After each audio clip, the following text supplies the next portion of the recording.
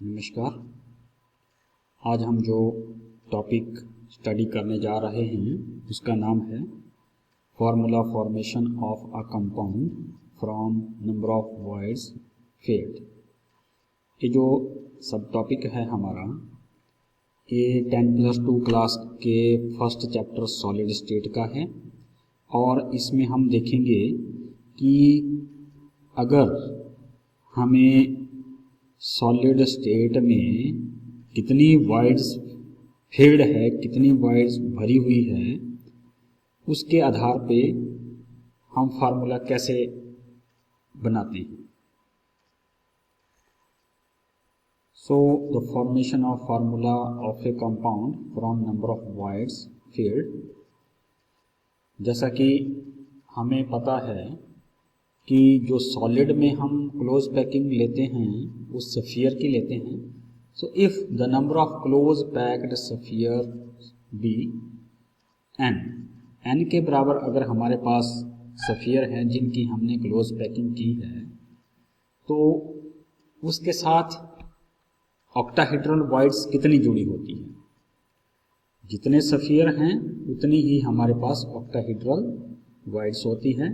अगर हमारे पास सफियर जो है वो 40 है तो ऑक्टाहेड्रल वॉइड भी कितनी होगी, 40 ही।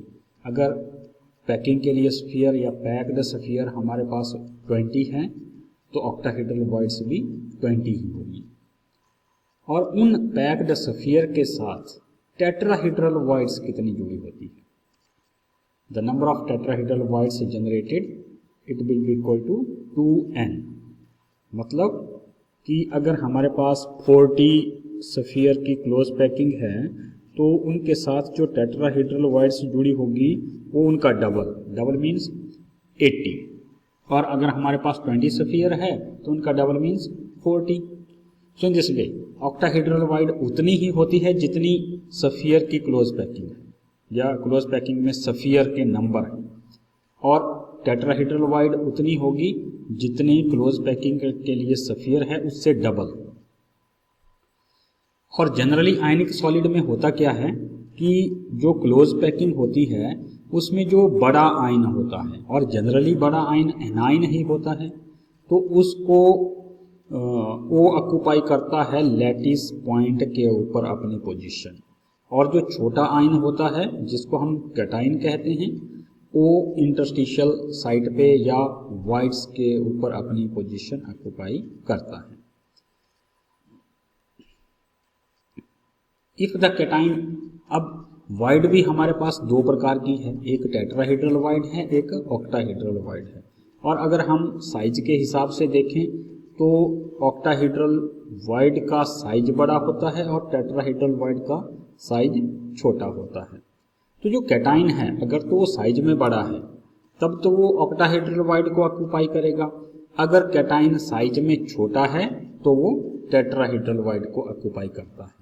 ये तो बात हो गई हमारे पास आयनिक सॉलिड की। अब बात आती है कि क्या सारी के सारी ऑक्टाहेड्रल या टेट्राहेड्रल वॉइड्स ऑक्यूपाइड हो जाती है या नहीं।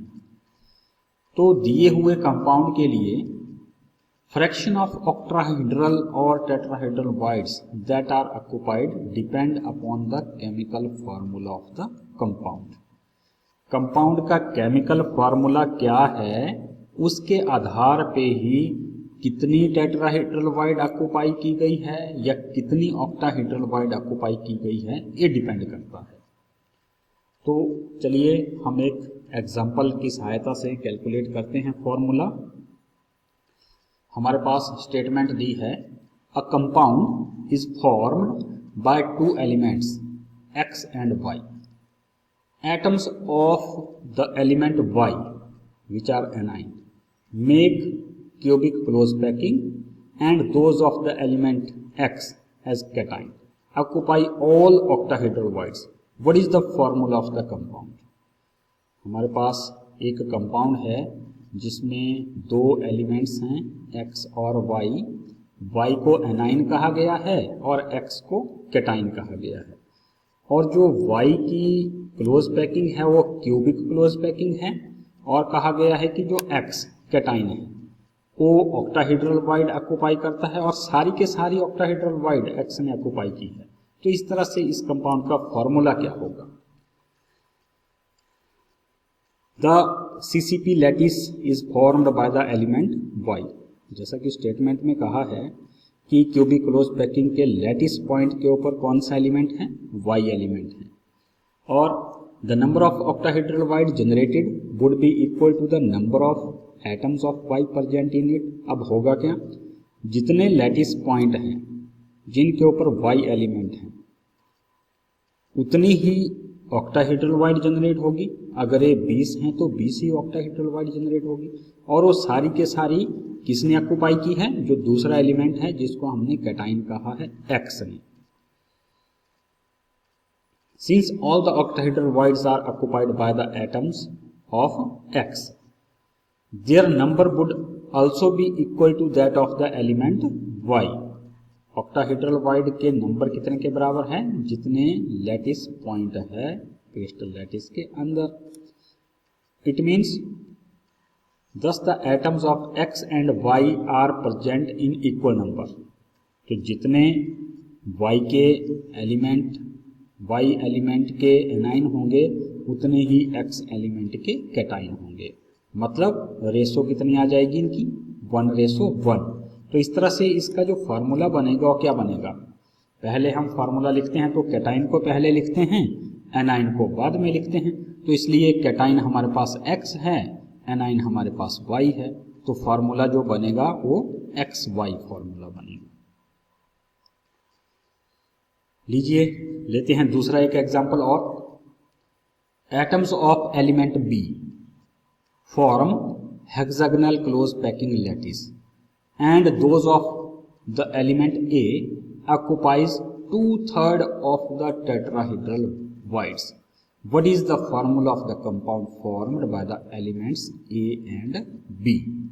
यहाँ पे भी हमारे पास दो एलिमेंट्स हैं ए और बी। जो एटम है एलिमेंट बी की, उन्होंने लैटिस पॉइंट के ऊपर पोजीशन ऑक्यूपाई की है और पैकिंग कैसी है? हेक्सागोनल क्लोज पैकिंग है। और जो एलिमेंट है ए, उसकी एटम्स ने टेट्राहेड्रल वाइड्स ऑक्यूपाई की है।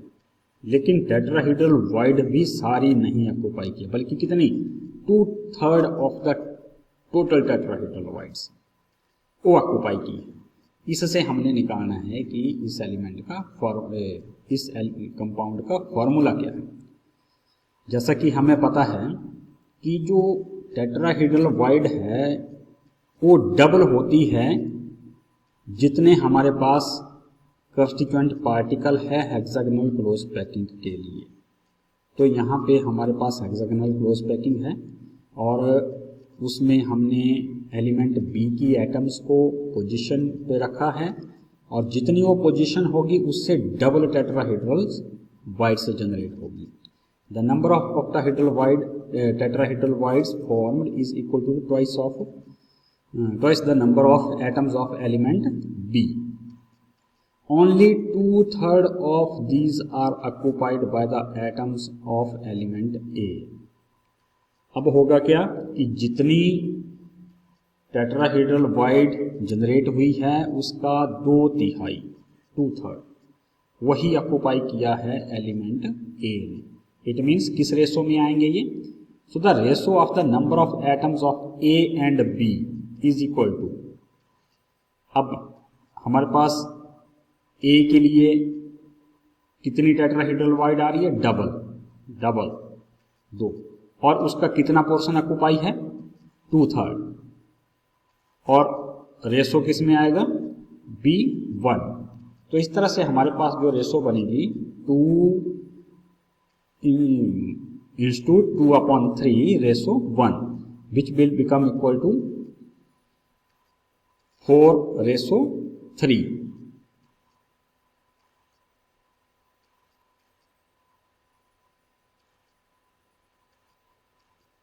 तो इस तरह से हमारे पास जो एलिमेंट के एटम की रेशो है वो आती है 4:3, means 4 atom A 3 atom B. और जो फार्मूला बनेगा कंपाउंड का वो है A4B3. So in this way we can calculate the formula of a compound, जिसमें हमें दिया होता है कि कितनी टेट्राहेड्रल वॉइड ऑक्युपाइड है या कितनी ऑक्टाहेड्रल वॉइड ऑक्युपाइड है। तो इसी के साथ आप सभी का धन्यवाद।